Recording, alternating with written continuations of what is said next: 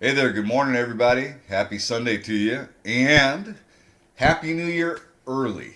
This is Tim from Alpha Wolf Trading coming at you with the market overview and a full list of stocks to watch for the first week of the new year. It's been a very interesting end of the year. It's looking not too fantastic if you're a bull. And before I get rolling on this, I want to talk about real quick. Carter Worth is somebody that I respect his the way he does his technical analysis.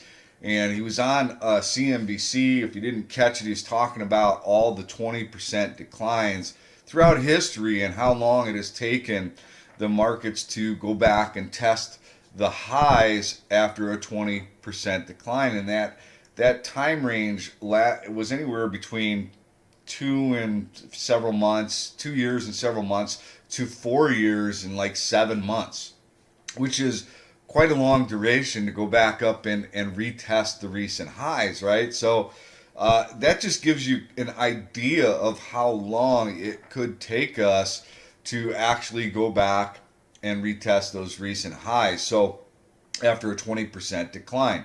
Now, the one caveat that was going through my mind as I was watching this was, this was prior to all the computer driven algorithmic trading that we currently have. And what may have taken 2.5 years or 4 years and 7 months to get done could happen in a much shorter period of time with all these computers. I think, the algorithmic trading, I think, is what intensified this sell-off. We really didn't have anything fundamentally that was suggesting that, that we're heading into a recession, right? So a lot of it was just, I think, selling begetting selling, and the computers kicking in and driving this stuff lower. And I mean, that's not to say we don't have concerns out there, right? We've got the trade war, we got Trump himself, and the fact that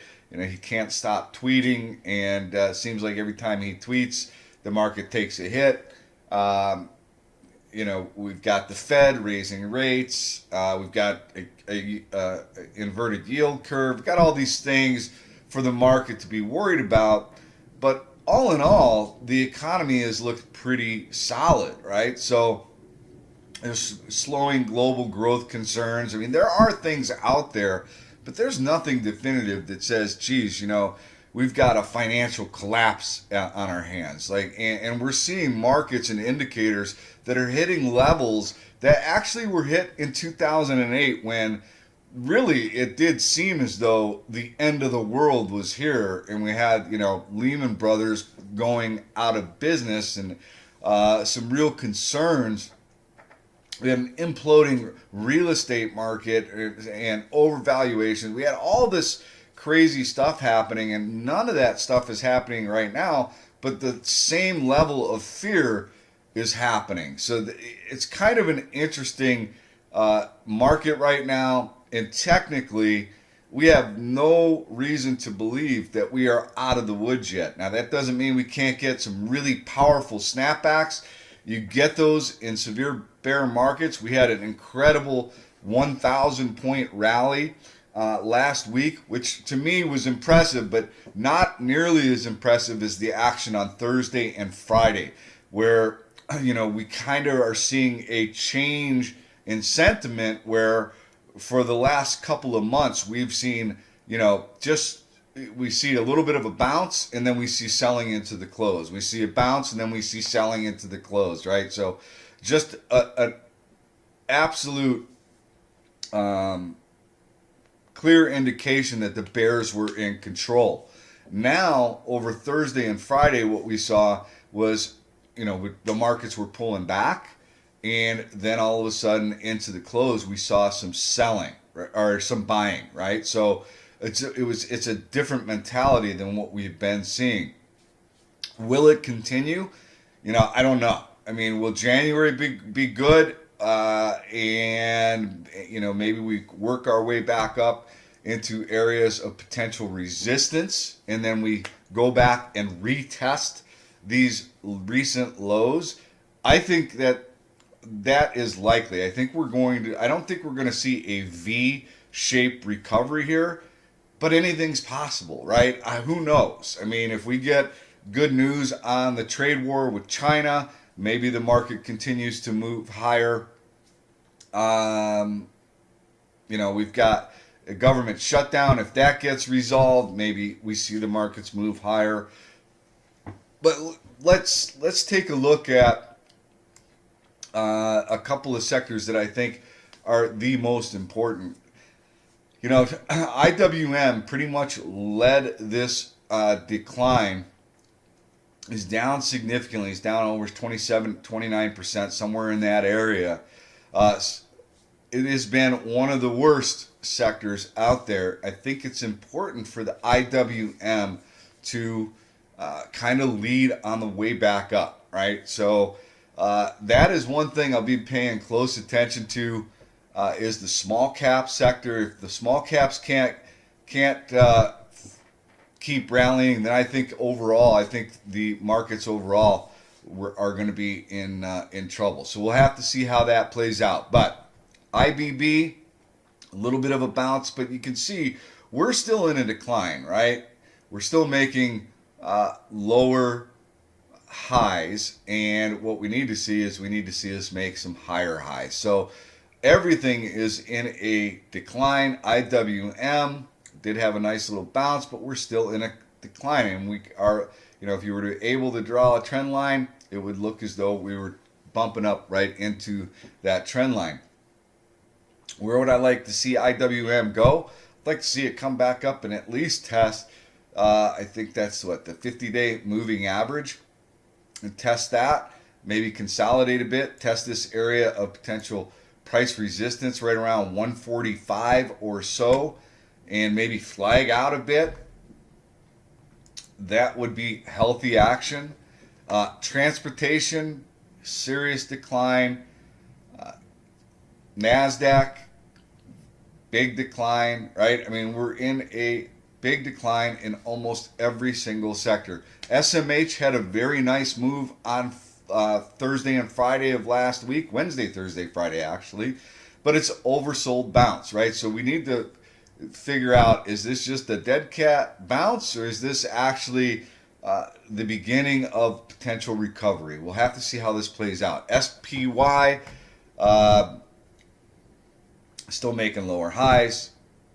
USO has been, just a bloodbath. Energy, oil continue to decline. We got very little bounce actually in oil last week. XHB, home builders, now just made a recent new low. XLB, same thing. Building materials, recent new low. And those are two sectors also that were kind of leading the decline before the overall markets. Those two sectors were hurting before the overall markets really started to fall apart. XLE, XLF, financials, I mean, none of these charts look good, right? Volatility got up into the 30 area. It can get volatility can continue regardless of whether or not we get these extreme bounces up, right? Volatility still works even when we're getting these really dramatic swings, intraday swings. Right now, the market is tough for everyone, right? I mean, if you're a really quick, fast trader, then this volatility can play very well for you for the day traders. But if you're trying to jump into something long and you want to hold it for a little bit, you could get chopped up. And same thing with going short, you can get chopped up. So this is volatility, a lot of choppiness, a lot of back and forth, and I think that's something that you need to be aware of. So XLP, consumer staples, interesting, right? Kind of considered a safety trade, and that has had a pretty dramatic collapse. XLU, utilities, same thing. Another perceived safety trade, pull back. XLV, healthcare, has had a very dramatic pullback to an area of potential support, getting a little bit of bounce there. Consumer discretionary, a little bit of a bounce there. I mean, everything got a little bit of a bounce towards the end of the week last week, right? XOP, oil and exploration, a little bit of a bounce, not a lot of follow through. And XRT, retail, also got a bit of a bounce. Now, overall, technically, we are still broken. We have done a significant amount of damage. We could see some follow through on Monday. I think watching the close is extremely important, right? If we get the sell off during the day and then a buy into the end of the day, I think that's a pretty positive sign.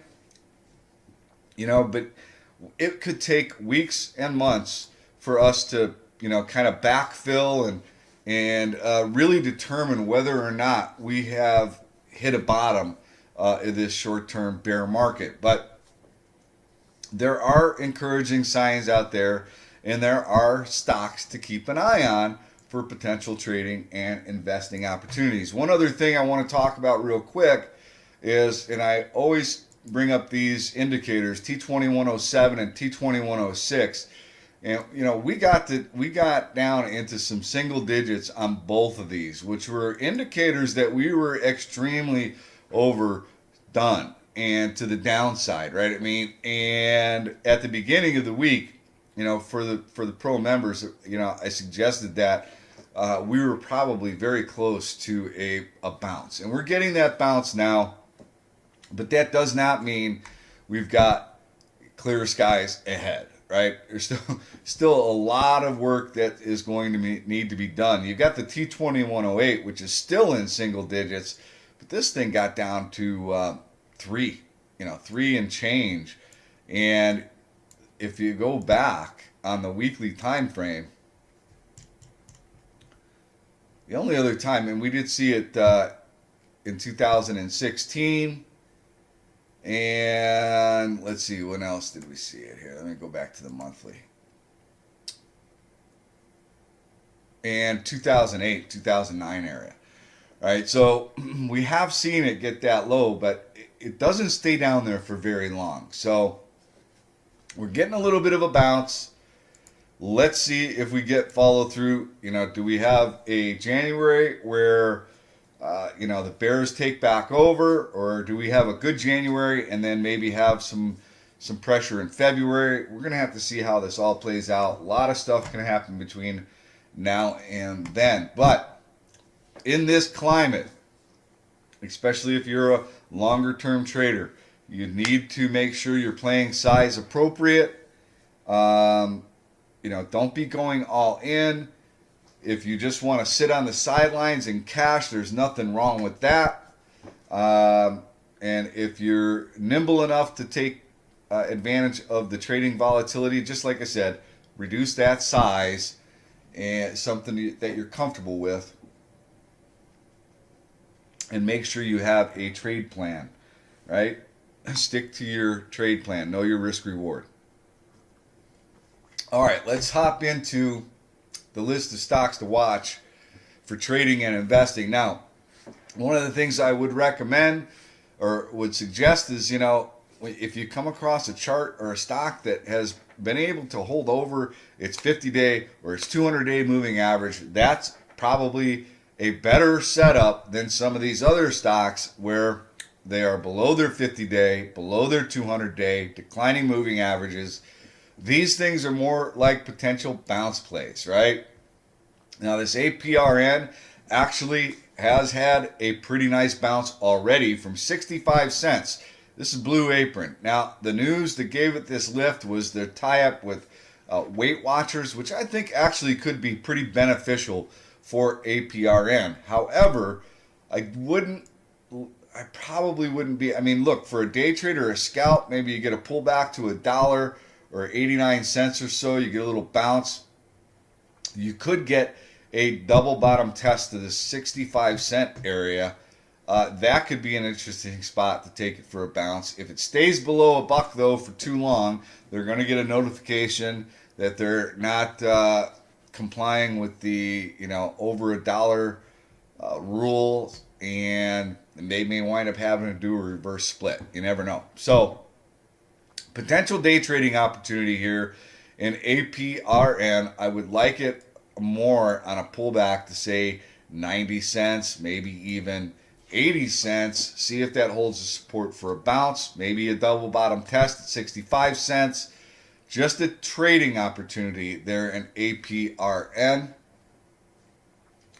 Could be a higher risk swing, but this was one that, when you get a pullback to 80 cents, maybe you dip your toe, you get a retest to 65 cents, you add. If you break below 65, you get out of the thing, right?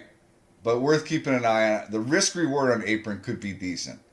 AMSC, I mentioned that the semiconductors had a little bit of a bounce. This AMSC had a nice pop.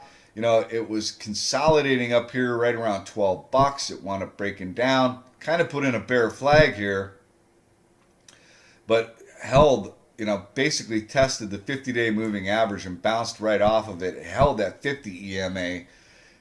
Got a little bit of a bounce on Friday, testing the $11 holla, maybe a red to green move here on this one as well. Pull back to $9.80 or so. See if it holds the support for a bounce. This has got a fairly small float, 15.9 million shares in the float, but this thing is held above its 50-day in a very tough market, right? And this $12 area is a area of resistance. So you've got a potential cup with handle formation forming on the weekly time frame.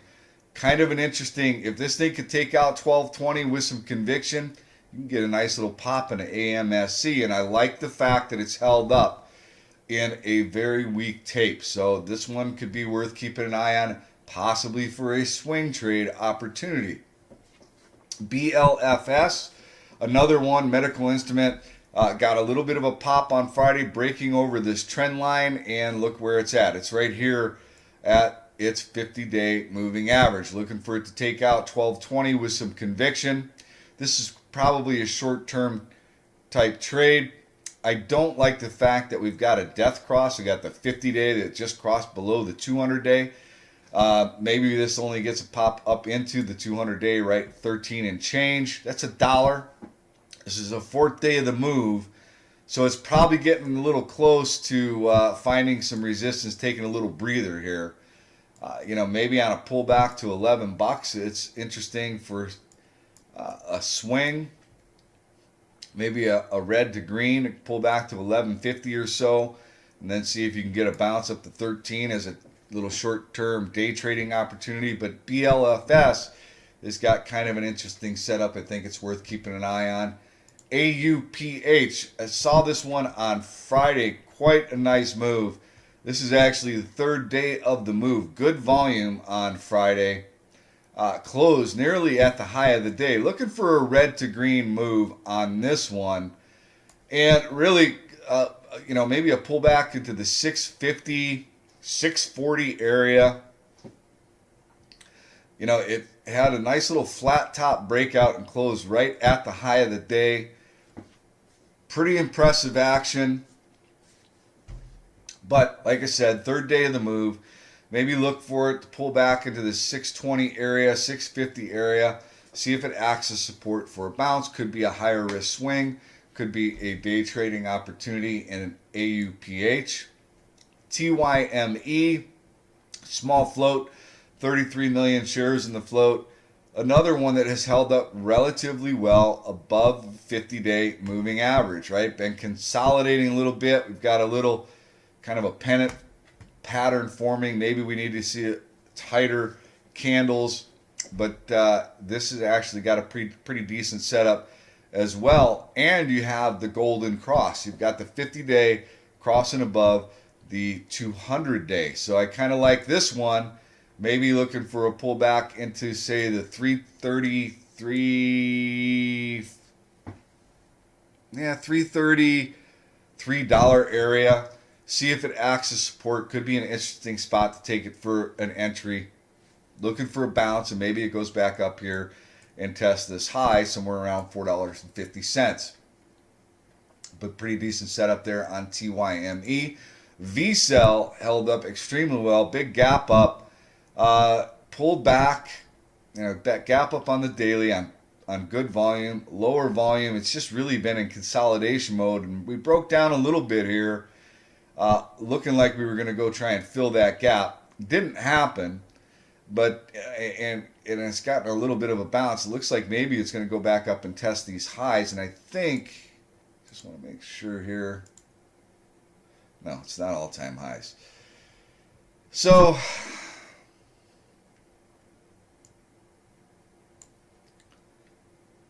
next area, if it could take out this $18 area, next area of resistance be somewhere around 23 bucks. So it's in an interesting spot. Again, this is the fourth day of the move. It might need to take a little breather here, consolidate a bit, but held up extremely well in a tough tape. So VCEL, I think, worth having on the radar. APPS apps, this is one that I own.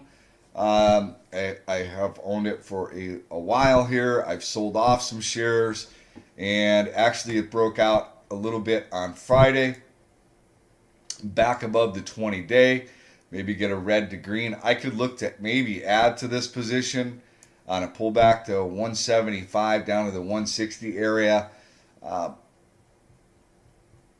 Looking for it to go back up and retest $2, 210, 211, somewhere in that area. But APPS, another one that has held up pretty well in a tough tape. And you have the 50-day crossing above the 200-day.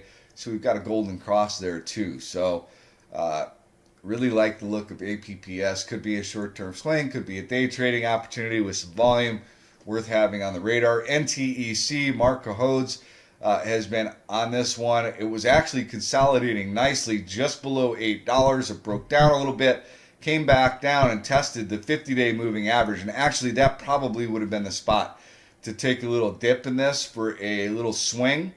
It's now testing $7 holla. I think potentially this goes back up to test the $8 holla, and maybe this time it takes it out. But worth keeping an eye on NTEC. Biotech, need biotech itself, the sector to bounce, but NTEC is looking pretty good. I mean, this is a lot of volume, a lot of accumulation here on this pop. Pulled back on lower volume, and I think this one is worth keeping an eye on for a day trade or a higher risk swing because of the fact that it is biotech. DFRG. So this is Del Frisco's. What caught my eye to this, now, again, this is a stock that is below its 50-day, declining 50-day, declining 200-day.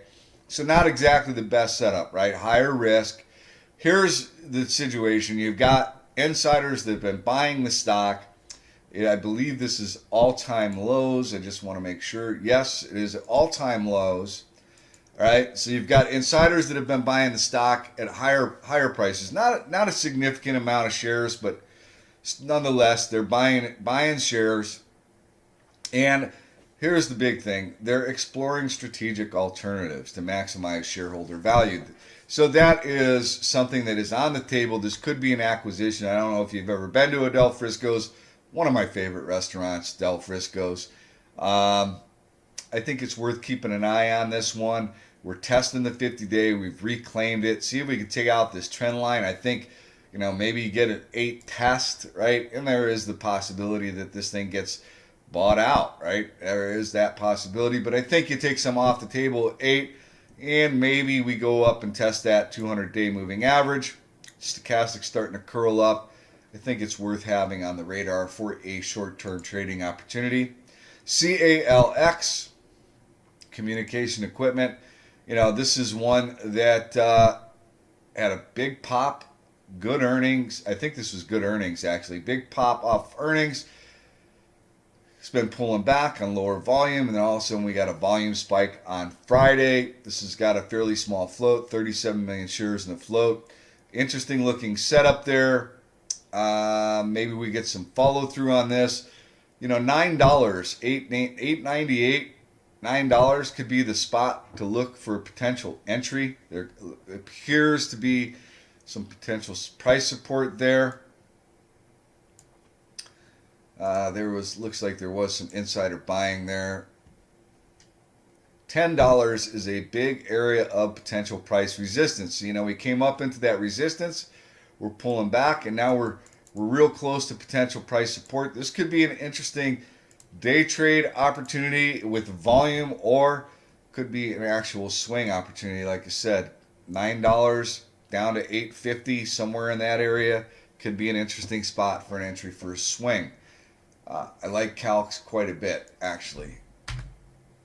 IMMY, another one that has held up extremely well through the market volatility, right? So, continuing in an uptrend, we came down and tested the 50-day moving average, bounced off of that. Now we're consolidating right here around the $5 holla, looking for a trend line break, take out 550 with conviction. I think you go back up and test in the 650 area, maybe continue higher, but IMMY is a good looking setup as well. Maybe more of a swing if the markets continue to move higher, right? AFMD. So this one is actually in an area of potential price support.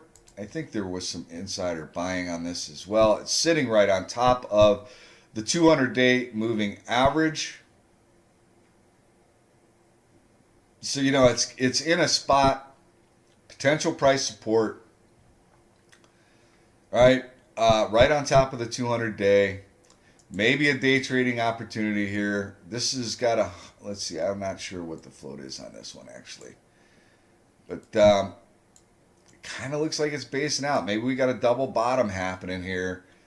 You know, if biotechs get a little action, maybe this one gets some as well. It's, you know, kind of holding up right here around $3, $2.80. Put your stop just below $2.80. Pretty decent risk reward. I think, you know, maybe we get back up. You're going to find some resistance around 365 or so around the 50-day. Take that out and potentially come up and test that 450 area. So worth having that on the radar. SCWX, another one that has held up really well. Secure Works. I think this is a fairly recent IPO, 2016. Let's see. This is a really thin trader. It traded 200,000 shares on Friday, but you know, it's been holding up really well in the market turmoil, right? It's held above the 200-day, and maybe, you know, it seems like every time it comes down to test the 200, it gets a nice bounce. Maybe that's what you look for, is to pull back into the $13 range and see if that holds a support for a bounce, or if it can take out this trend line with conviction. You know, that would be all-time highs. If it can take out, what is that, $18.75, $19, it'll be hit in blue sky territory. So kind of an interesting setup there. And SCWX held up extremely well. Worth having on the radar for potential trading opportunity with volume. INSG, another 5G play. You know, I think 2019, 2020, going to be a year for 5G. This one has held up pretty well. Now, this is the third day of the move. It came up into resistance at $4. You know, I've been trying to get it in the 325 to 275 area. Actually, is where I'd like to have it. I have a little piece of this. You know, I'm looking to try and add to it. Now, they just did a private placement and priced it at $3. So, you know, if I could get it at 280, that'd be awesome. 325, 320, that's fine. But I don't want to try and buy it on a breakout over 4. It looks like we found resistance there again. I want to buy it on a pullback to an area of support. This is more of a long-term hold play, but definitely worth keeping an eye on.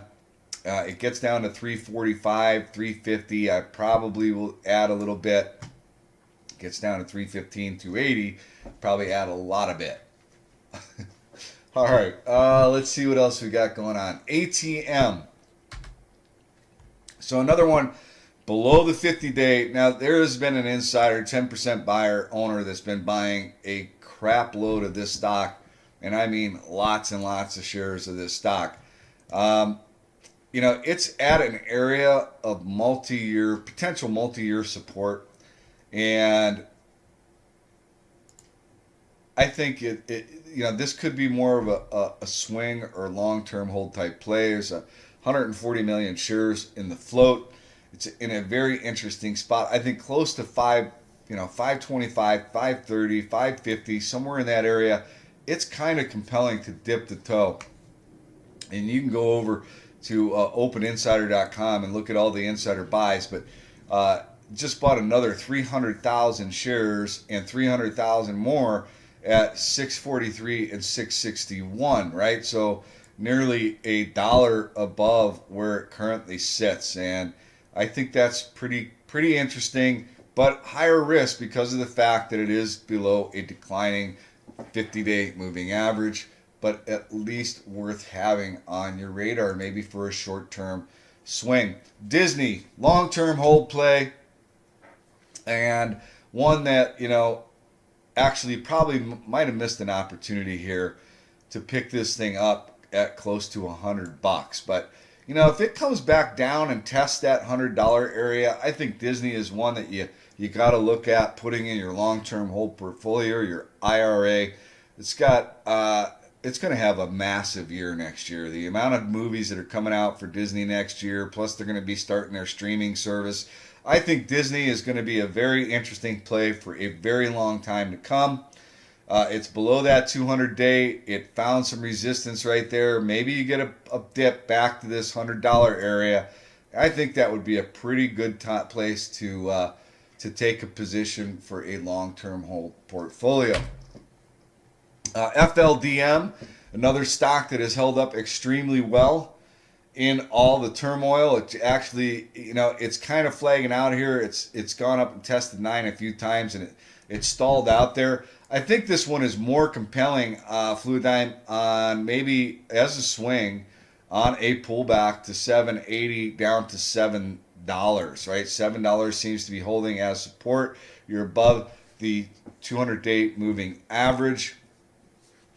It just really has held up extremely well in a tough tape, right? So close to $7. Maybe it's a swing, a higher risk swing because of the fact that it looks like it's a diagnostics and research, company tied to healthcare and IBB and all those things. It can be pretty volatile, but it's held up really, really well, and could be a day trading opportunity. It's only got 9.4 million shares in the float.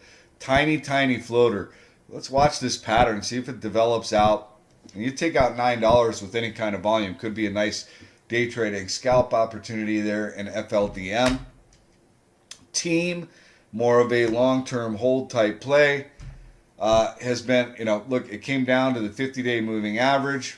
Tested it as support and has held, right? It did pierce this 200-day, but didn't stay there long, right? Pierced below it and boom, shot right up. I think this is good looking setup on the daily. It's held up extremely well. If you can get this at $70, $80, 78 and change, could be a very interesting spot to take it for more of a long-term hold or swing opportunity and team. MRVL, semiconductor, some insider buys right here in MRVL. So that got my attention.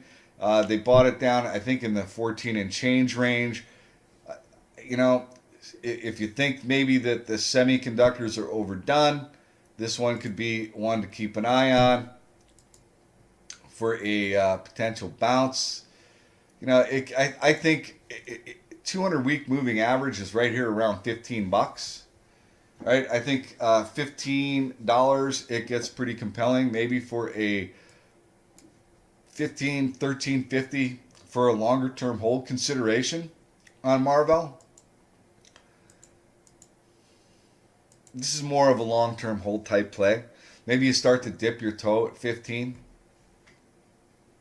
13.50, somewhere in that area, but worth keeping an eye on. Marvell, big thick stock.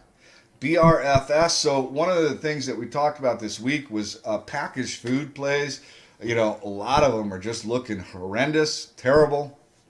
BRFS is a Brazil, it looks like a Brazil play and beef play, right? So interesting. It's kind of hanging out around this 50-day moving average. Uh, Kind of has an interesting pattern. We're testing this longer term trend line. You get a break above that trend line, maybe we get a pretty nice pop. I think this has got a fairly small float, but worth keeping an eye on this. If you back this one out to the monthly time frame, we're at an area of potential price support where we could see a little bit of a bounce there. More of a kind of a swing trade, I think, on BRFS. CC, some insider buys, right? There's been some insider buying, and look where it's at. It's at the 50-week moving average, potential bounce area, and it just pierced below the 200-day. So maybe it's trying to find a little bit of support. Looking more of a day trade opportunity in this. Maybe go back up and test that $7.25, $7 area. Little red to green action. Looking for some volume. Like I said, there's some insider buying, so worth keeping an eye on CC. BIOS pulled back to the 50-day. Looking for this to and potential price support, right? So we've got a couple of things going on here.